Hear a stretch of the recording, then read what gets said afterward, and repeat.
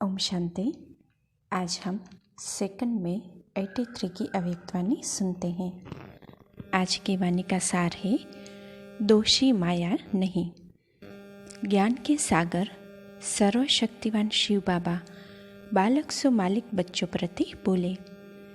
आज बाप दादा सारे संगठन में विशेष उन आत्माओं को देख रहे हैं जो ज्ञान और योग के स्वरूप बन मास्टर रचयिता की स्टेज पर सदा स्थित रहते हैं। ज्ञानी और योगी तो सभी अपने को कहलाते, लेकिन ज्ञानी तो बाप समान आत्मा, योगी तो बाप समान आत्मा, इसमें नंबरवार है। बाप समान अर्थात मास्टर रचता की पोजीशन में सदा स्थित रहते। इस मास्टर रचता के सहज आसन पर स्थित हुई शक्तिशाली आत्मा के आगे सारी रचना दासी के रूप में सेवा में सहयोगी बन जाती है। मास्टर रचता सेकंड में अपने शुद्ध संकल्प रूपी ऑर्डर से जो वायुमंडल बनाने चाहे वह बना सकते हैं। जैसा वाइब्रेशन फैलाना चाहे वैसे फैला सकते हैं। जिस शक्ति को आह्वान करे वह शक्ति सहयोगी बन जाती।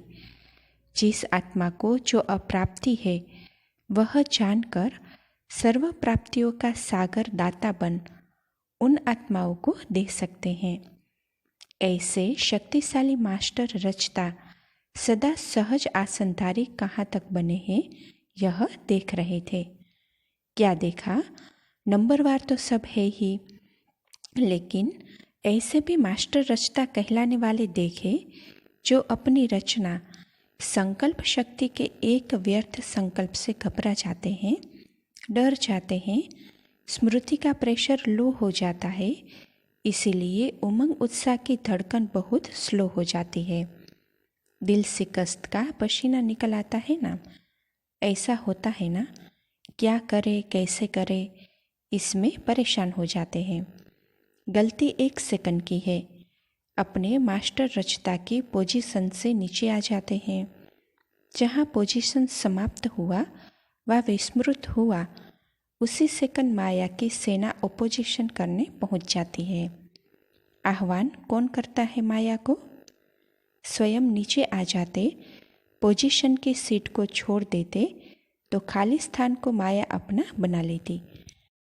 इसीलिए माया कहती, दोषी मैं नहीं, लेकिन आह्वान करते हैं तो मैं पहुंच जाती। समझा? अच्छा, आज तो मिलने का दिन है, फिर सुनाएंगे कि और क्या क्या करते हैं। सर्व मास्टर रचता सहज आसनधारी सदा बालक सो मालिकपन के स्मृति स्वरूप सदा बाप समान ज्ञान युक्त ऐसी श्रेष्ठ आत्माओं को बाप दादा का याद प्यार और नमस्ते। अच्छा, कुमारियों ने अपना फैसला कर लिया है, क्योंकि कुमारी जीवन ही फैसले का समय होता है। फैसले के समय पर बाप के पास पहुंच गई, कितनी भाग्यवान हो। अगर थोड़ा भी आगे जीवन चली जाती तो पिंजरे की मैना बन जाती। तो क्या बनना है, पिंजरे की मैना या स्वतंत्र पंछी? कुमारी तो स्वतंत्र पंछी है। कुमारियों को नौकरी करने की भी क्या आवश्यकता है? क्या बैंक बैलेंस करना है? लौकिक बाप के पास रहेगी तो भी 2 रोटी मिल जाएगी, अलौकिक के पास रहेगी तो भी कोई कमी नहीं। फिर नौकरी क्यों करती? क्या सेंटर पर रहने में डर लगता है? अगर कहते ममता है तो भी दुख की लहर आ सकती है। वैसे भी कुमारी घर में नहीं रहती, इसी नशे में रहो। हम है बाप के तख्त नशीन। सतयुग का राज्य तख्त भी इस तख्त के आगे कुछ नहीं है, सदा ताज और तख्तधारी है। इस स्मृति में रहो। अगर कोई को बैठने के लिए बढ़िया आसन मिल जाए तो छोड़ेगा कैसे? बनना है तो श्रेष्ठ ही बनना है। हाँ तो हाँ, मरना है तो धक से, यही मरना मीठा है। अगर लक्ष्य पक्का है तो कोई भी हिला नहीं सकता। लक्ष्य कच्चा है तो कई बहाने कई बातें आएगी जो रुकावट डालेगी। इसलिए सदा दृढ़ संकल्प करना। अच्छा, अदर कुमारों के ग्रुप से सभी प्रकार की मेहनत से बाप ने छुड़ा दिया है ना। भक्ति की मेहनत से छूट गए और गृहस्थी जीवन की मेहनत से भी छूट गए। गृहस्थी जीवन में ट्रस्टी बन गए तो मेहनत खत्म हो गई ना, और भक्ति का फल मिल गया तो भक्ति का भटकना अर्थात मेहनत खत्म हो गई। भक्ति का फल खाने वाले हैं ऐसा समझते हो। वैसे भक्ति का फल ज्ञान कहते हैं, लेकिन आप लोगों को भक्ति का फल स्वयं ज्ञान दाता मिल गया तो भक्ति का फल भी मिला और गृहस्थी के जो दुख अशांति के झंझट थे वह भी खत्म हो गए, दोनों से मुक्त हो गए। जीवन बंध से जीवन मुक्त आत्माएं हो गई। जब कोई बंधन से मुक्त हो जाता है तो खुशी में नाचता है। आप भी बंधन मुक्त आत्माएं सदा खुशी में नाचते रहो। बस गीत गाओ और खुशी में नाचो, यह तो सहज काम है ना। सदा याद रखो जीवन मुक्त आत्माएं हैं। सब बंधन समाप्त हो गए, मेहनत से छूट गए, मोहब्बत में आ गए तो सदा हल्के होकर उड़ो। पुजारी से पूज्य, दुखी से सुखी, कांटों से फूल बन गए। कितना अंतर हो गया। अभी पुरानी कलयुगी दुनिया के अंदर कोई संस्कार न रहे। अगर पुरानी दुनिया का कोई भी पुराना संस्कार रह गया तो वह अपनी तरफ खींच लेगा। इसीलिए सदा नए जीवन के नए संस्कार। श्रेष्ठ जीवन है तो श्रेष्ठ संस्कार चाहिए। श्रेष्ठ संस्कार है ही स्व कल्याण और विश्व कल्याण करना। ऐसे संस्कार भर गए हैं। स्व कल्याण और विश्व कल्याण के सिवा और कोई संस्कार होंगे तो इस जीवन में विघ्न डालेंगे। इसीलिए पुराने संस्कार सब समाप्त। सदा यह स्मृति रहे कि मैं रूहानी गुलाब हूँ। रूहानी गुलाब अर्थात सदा रूहानी खुशबू फैलाने वाले। जैसे रूहे गुलाब अपनी खुशबू देता है, उसका रंग रूप भी अच्छा, खुशबू भी अच्छी, सबको अपनी तरफ आकर्षित करता भी है। ऐसे आप भी बाप के बगीचे के रूहानी गुलाब हो। गुलाब सदा पूजा में अर्पण किया जाता है। रूहानी गुलाब भी बाप के आगे अर्पित होते हैं। यह यज्ञ सेवाधारी बनना भी अर्पण होना है। अर्पण होना यह नहीं कि एक स्थान पर रहना, कहाँ भी रहे लेकिन श्रीमत पर रहे, अपनापन जरा भी मिक्स न हो। ऐसे अपने को भाग्यवान खुशबूदार रूहानी गुलाब समझते हो ना।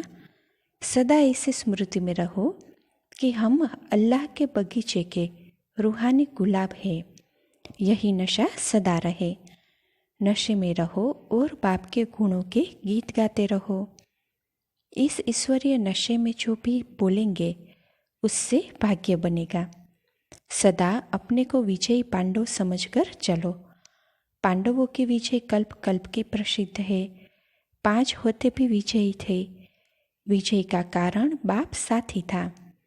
जैसे बाप सदा विजयी है वैसे बाप का बनने वाले भी सदा विजयी। यही स्मृति रहे कि हम सदा विजयी रत्न हैं। तो यह बात भी बड़ा नशा और खुशी दिलाती है। जब पांडवों की कहानी सुनते हो तो क्या लगता है, यह हमारी कहानी है। निमित्त एक अर्जुन कहने में आता है, दुनिया के हिसाब से 5 है लेकिन है सदा विजयी। यही स्मृति सदा ताजी रहे।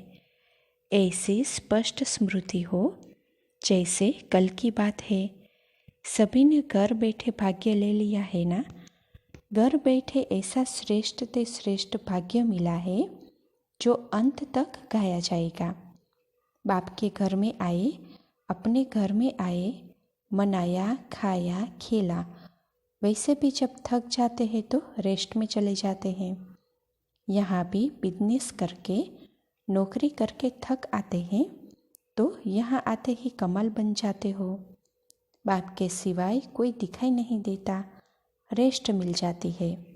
सिवाय एक बाप से मिलने, उनकी बातें सुनने, याद करने, बस यही काम है। तो थकावट उतरी, रिफ्रेश हो गई ना। चाहे 2 घंटे के लिए भी कोई आवे तो भी रिफ्रेश हो जाते हैं, क्योंकि यह स्थान ही रिफ्रेश होने का है। यहाँ आना है, रिफ्रेश होना है। अच्छा, विदाई के समय एक एक बच्चा एक दो से अधिक प्रिय है। सभी में अपनी अपनी विशेषताएं हैं। चाहे लास्ट नंबर भी है, लेकिन बाप का तो बच्चा ही है ना। कैसे भी बच्चे हैं, लेकिन फिर भी त्याग और भाग्य को तो पा लिया है ना। इसीलिए सभी अपने को बाप के प्रिय समझो। चाहे नंबरवार है, लेकिन याद प्यार तो सबको मिलता है। बाप दादा सबको शिकव प्रेम से याद प्यार देते हैं। शिकव प्रेम सभी के लिए एक जैसा है। सभी सिकिलधे स्नेही बाप की पूजाएं हो। इसीलिए अपनी पूजाएं तो जरूर प्रिय लगेगी ना। अपनी पूजाएं अप्रिय होती है क्या? लास्ट नंबर भी तो कोटों में कोई है ना, तो कोटों से तो प्रिय हो ही गए ना। अच्छा, ओम शांति।